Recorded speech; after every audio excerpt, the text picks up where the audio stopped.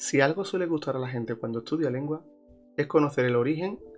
de muchas de las expresiones, dichos o refranes que utilizamos popularmente. Por eso hemos hecho este vídeo, para saber qué hechos han propiciado ciertos dichos que utilizamos en nuestro día a día. Bienvenido a Dichos y Hechos.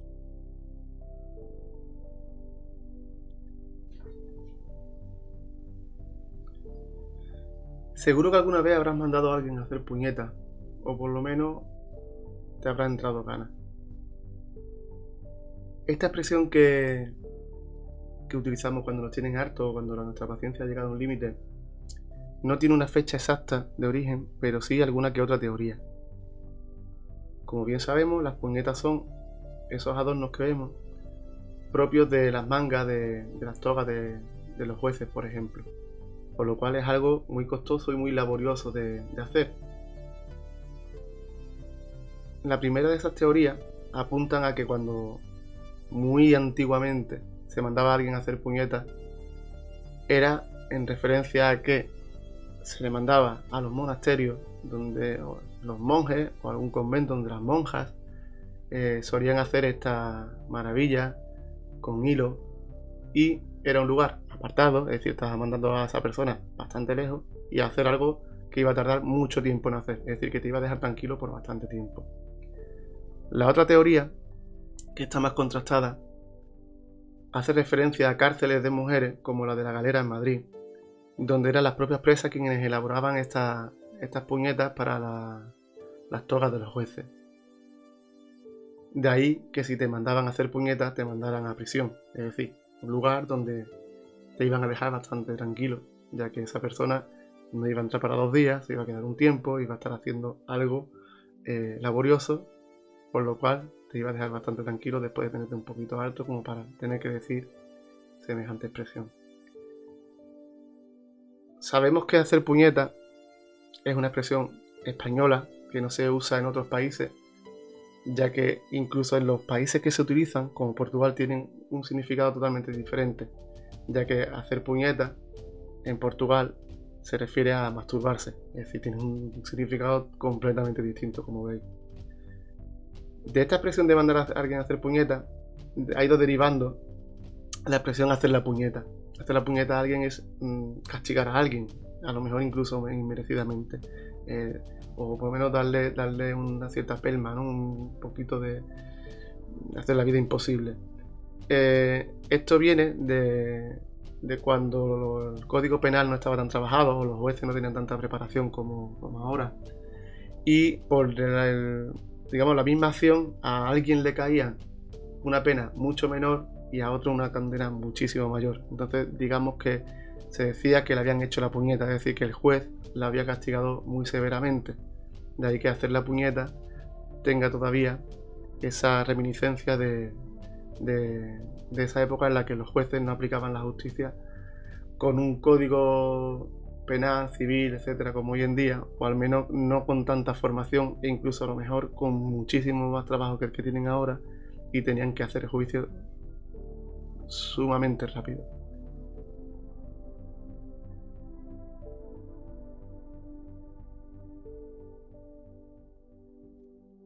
Decimos que nos ha salvado la campana, o que hemos sido salvados por la campana, cuando en el último momento, justo a tiempo, nos libramos de algo peligroso, de algo que podía poner nuestra integridad en peligro. Hay una teoría que se considera falsa por parte de los especialistas, que es la de los enterramientos en la antigüedad con una campana, con una cuerda que daba una campana dentro del ataúd. Esto proviene por la catalesia, es decir, porque hay gente que parece que ha muerto, pero en realidad no ha muerto, y una vez se despertaban dentro del ataúd podían tocar la campana. Pero esto se ha comprobado que no hay tantos enterramientos así, y hay algún que otro enterramiento después de la novela de Edgar Allan Poe, El entierro prematuro, en el que se da un caso de catalesia y muchos de los lectores se obsesionan con el tema y piden ser enterrados así, pero no más lejos de la realidad.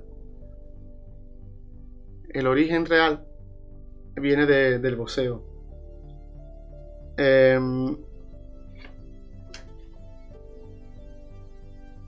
Este deporte no siempre tiene las mismas reglas y llegó un momento en la época victoriana que en Inglaterra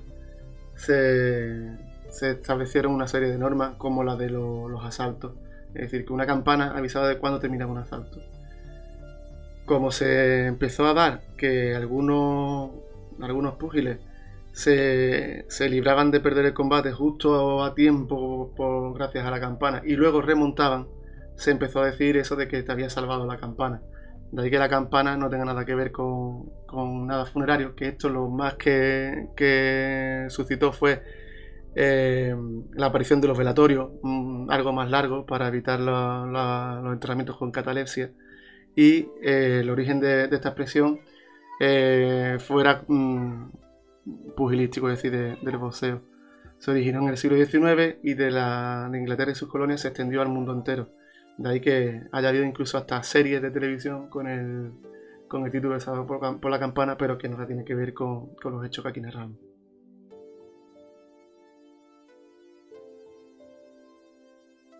Incluso entre amigos hemos utilizado muchas veces la expresión de cambiar de chaqueta a alguien que ha cambiado de parecer a la hora de hacer algo, que va a animar o dice que va a animar un equipo diferente al suyo, que dice que va a votar un partido diferente a una persona diferente a la que suele defender, etcétera, etcétera. Lo digamos de manera seria o lo digamos en tono de broma entre amigos, solemos utilizarlo para eso. El origen de esta expresión es francés, se empezó a utilizar en el siglo XVI y se extendió al resto del mundo. El origen es bélico, viene de las guerras de la religión que hubo en ese siglo y más adelante. Y se trata de que el uniforme de guerra tenía un color por fuera, la casaca que llevaban, pero ya tenía otro en el forro de dentro. De ahí que se utilizaba de dos maneras, bien para rendirse, es decir, se ponía el color de ejército contrario, que solía ser el que peculiarmente tenía el forro de la casaca por dentro, y viceversa,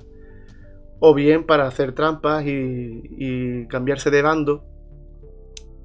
para luego infiltrarse como si fuera un caballo de Troya, o bien, que de ahí viene la expresión, para cambiar de bando, porque tu bando no te terminaba de convencer o cualquier historia y te cambiabas de bando y igual que mostramos una bandera blanca para rendirnos, pues el cambiarse de chaqueta, es decir, no cambiarse una chaqueta por otra como tal, que se pudiera entender así, sino el cambiarse el color de la chaqueta dándole la vuelta, pues sirviera para hacer entender al rival que te cambiabas a su bando. En España, tras la guerra civil, sabemos que, como veis en la imagen, la falange tenía una camisa azul. Muchas personas, por miedo a las represalias que hubo después de la guerra, se alistaron a ese partido, a la falange, para evitar eso, para evitar represalias que pudieran tener el bando vencedor con ellos.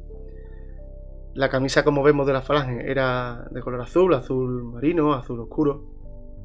y fue tanta la gente que se cambió que se alistó a la falange, que los propios falangistas crearon el término de camisas viejas y camisas nuevas para diferenciar entre los que ya eran falangistas antes del conflicto civil, de la guerra civil,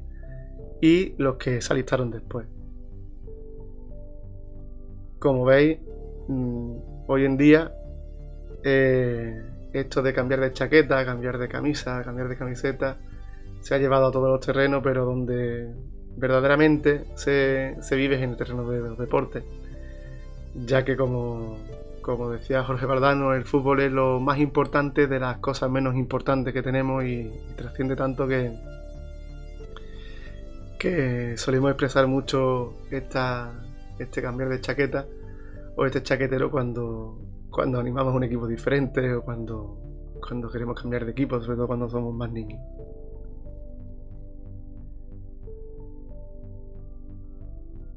Quinto Pino es algo que sabemos que está muy lejos del punto de referencia que tenemos, es decir, el punto de referencia en el que nos encontramos. Esta expresión es de origen madrileño, en español, y data de los siglos XVIII, final del XVIII, principio del XIX. Cerca de lo que hoy es el Paseo del Prado, donde está el Museo del Prado, durante el reinado de Felipe V, el monarca mandó plantar 5 enormes pinos, varios enormes pinos, plantaron 5, en esa larga avenida, bastante separados unos de otros, y con más árboles en la misma avenida y en el mismo recinto. El orden de los pinos se solía marcar desde el centro de Madrid, desde la parte más al centro de Madrid a la parte de la más afuera. Evidentemente el quinto pino era el que más lejos estaba, y estaba prácticamente en un sitio que ya era fuera de Madrid. La gente solía quedar en el primer pino, el segundo pino, en el tercer pino, y el quinto pino era usado sobre todo por parejitas, por gente que quería más intimidad, por ladronzuelos para repartirse ciertos botines, etcétera, etcétera. Por tanto,